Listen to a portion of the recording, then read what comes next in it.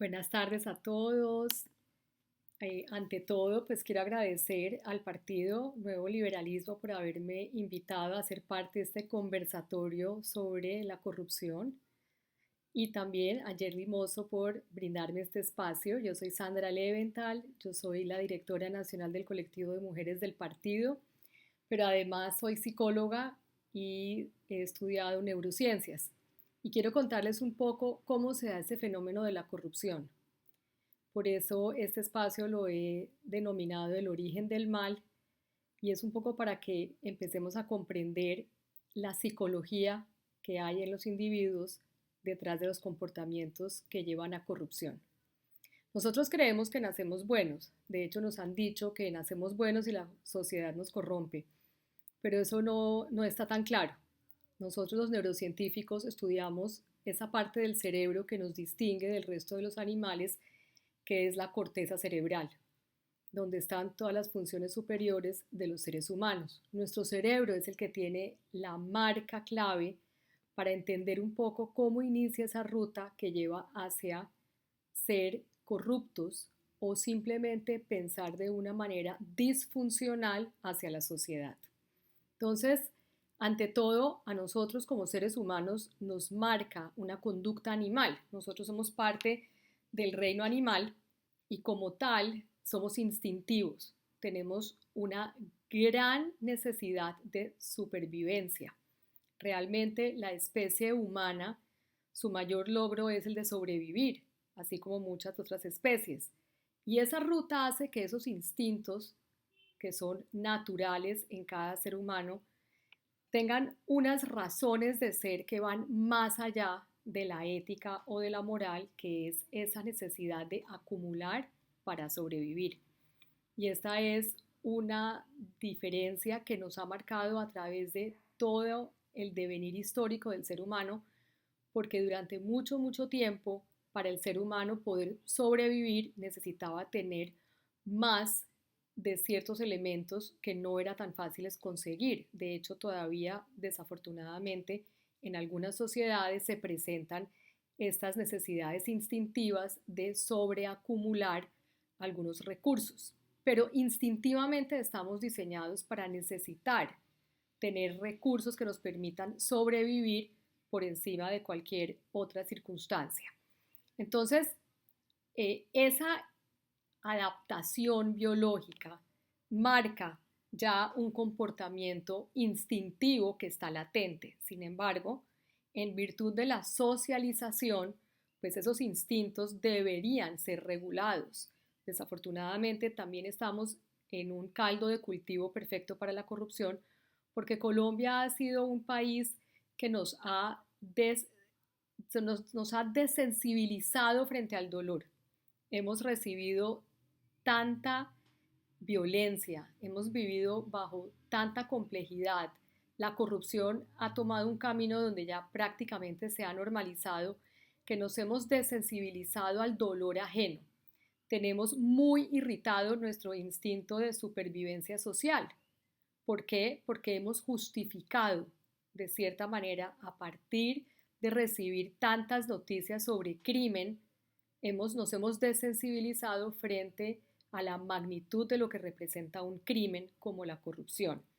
Es como si nos hubiésemos metido en una ollita, y aquí está el adagio de la rana, que si uno coloca una rana en agua hirviendo, pues la rana salta, pero si uno la coloca en agua fría y le va subiendo la temperatura, la rana se cocina, porque se desensibiliza a eso que está sucediendo. A nosotros los colombianos nos ha pasado un poquito eso. Entonces, el instinto nuestro de supervivencia ya ha estado teñido por una necesidad que nos ha desensibilizado frente a tanta violencia, a tanto crimen organizado y a tanta corrupción. Y realmente esto se traduce en una búsqueda desmedida de poder, de riqueza, de reconocimiento, de eso que el cerebro primitivo, el cual se llama el cerebro límbico, busca dentro de esos instintos naturales, emocionales, que nos han de alguna manera permitido sobrevivir el paso pues del tiempo. Y la historia de Colombia de violencia es una historia muy vieja Y el narcotráfico es otro de esos puntos que creó una tensión emocional en esa desensibilización muy profunda, porque desafortunadamente el narcotráfico tuvo la oportunidad de meterse en el tejido social colombiano y hoy en día está prácticamente contaminando todo nuestro tejido social. Entonces, si nosotros estamos viviendo de una manera supremamente instintiva frente al crimen que es corrupción, ¿qué pasa con el resto del sistema cerebral? En virtud de la geografía cerebral, de la biología de nuestro órgano que traduce nuestro comportamiento, nuestras emociones y nuestro pensamiento, queda mucho más cerca la parte instintiva que la parte racional. Entonces, la parte racional no se ha desarrollado tanto como se debería haber desarrollado en lo que es la conducta hacia la sociedad, hacia lo que es bueno para la sociedad. Y desafortunadamente es como si frente a la corrupción apagáramos ese cerebro que es mucho más desarrollado, que es el cerebro cognitivo, y entonces cuando lo apagamos aparece una disonancia cognitiva, que es la justificación. Comenzamos a buscar justificaciones para que ese dolor que nos produce o ese malestar que nos producen los actos de corrupción no nos afecte tanto. Y como ya estamos desensibilizados frente a ellos, tienen que ser de una magnitud mucho más grande que la anterior. Y así es como una inmunidad frente a lo que realmente representa para la sociedad este tipo de accionar dentro de lo que es un sistema social como el de Colombia. Además de la disonancia cognitiva, pues entonces empezamos a crear unas nuevas normas de grupo que permitan esa disonancia cognitiva, que la justifiquen de cierta manera y creamos atajos emocionales. Y esos atajos emocionales pues es un poco como unas nuevas normas sociales de, ay, bueno, pero si robo un poquito no es tan grave. Si tengo una ventaja pequeña, pues no es tan grave. Si le pago a alguien un poquito, pues es parte del grupo, ese es el sistema, así es como se hace. Si yo no llego allá para también beneficiarme, pues entonces yo para qué estoy llegando. Y entonces empezamos a manejar unos linderos que vamos corriendo éticamente y vamos cada vez corriendo más y más en virtud de lo que hace el grupo. Si todo el mundo lo hace, pues debe ser porque así se hace y si así se hace, ¿por qué no lo voy a hacer yo? Es un poco como la justificación más importante que utilizamos probablemente ante la disonancia cognitiva. Es simplemente como que yo estoy por encima de todos, a mí no me va a pasar nada, la historia me ha mostrado que no pasa nada, y si yo tengo poder, quizás hasta estoy por encima de la ley. Tengo poco autocontrol porque me siento que estoy en un grupo en donde el autocontrol no es necesario, porque como todo el mundo lo hace así, pues yo también lo hago así un poco y entonces desarrollo una ética flexible, una ética en donde los linderos se vuelven algo elásticos.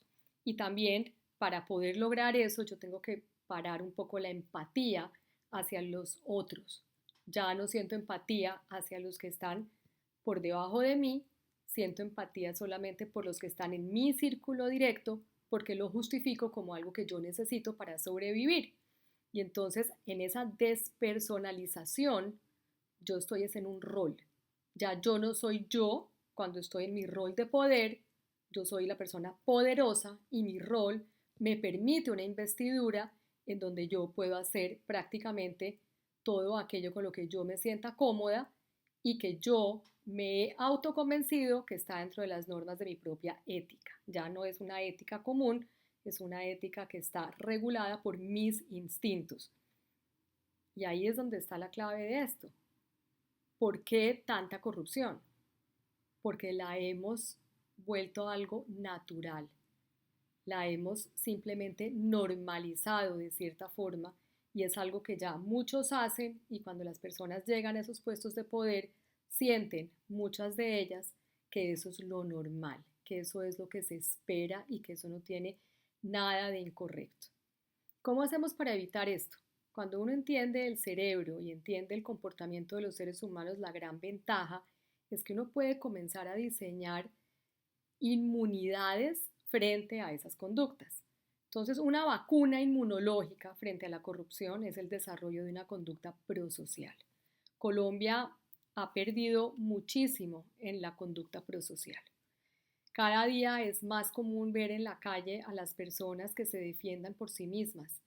Y Colombia pasó de ser un país que era de cierta manera colectivista, en donde la comunidad y la familia eran muy importantes, a comenzar a ser un país supremamente individualista, donde yo soy primero que todo el mundo y mis necesidades están por encima de las de la sociedad y lo que prima es mi confort y mi comodidad. Y ahí justifico todo un sistema de valores y de creencias. Y la conducta prosocial lo que hace es que propende por evitar ese comportamiento egoísta, en donde en vez de ser tan egoístas, se va a fomentar un comportamiento altruista, en donde vamos a tener una razón para hacer las cosas y esa razón tiene que primar el bien común sobre el bien individual. Además, fomenta la empatía social. Ya no es solamente lo que me atañe a mí y yo estar cómodo, sino que además desarrollo una responsabilidad hacia el otro, una responsabilidad hacia el resto de la sociedad que está conmigo y que hace parte de mi tejido social y de mi tejido social extendido, porque además va a redundar en el bienestar de todos. Y eso es parte de lo que es la conducta de responsabilidad social a otro.